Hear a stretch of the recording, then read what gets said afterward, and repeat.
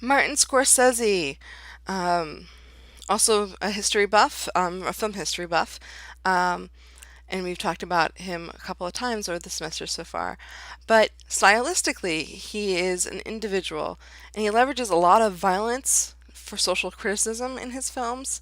They are very violent, they are very bloody, but they also do so with the important thought in mind of being a social criticism, of critiquing the way society currently works.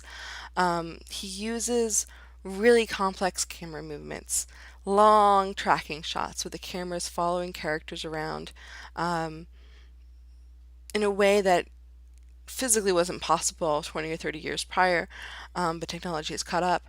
I'm going to show you guys a clip from Goodfellas, sort of renown, and a good marker of his style there in the next um, pause through, whatever.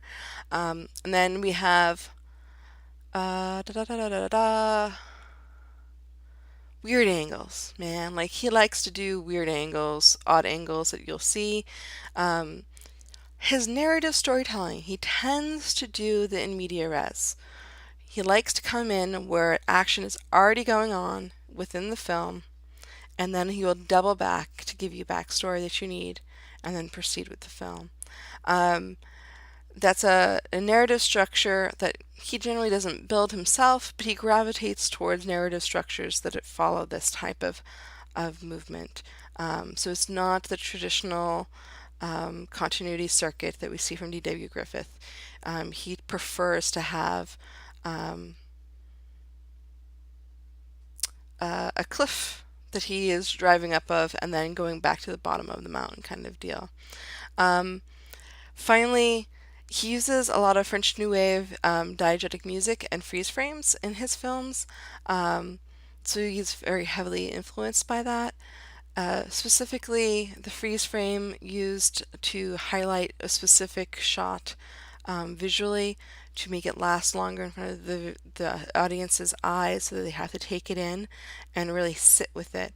Diegetic music allows for more authenticity because it's music that's recorded at the same time as the audio, as the dialogue of the film, versus being put in post. That gives the music a sense of space within the film versus a scored music that happens afterwards, where it's giving you a sense of mood or atmosphere.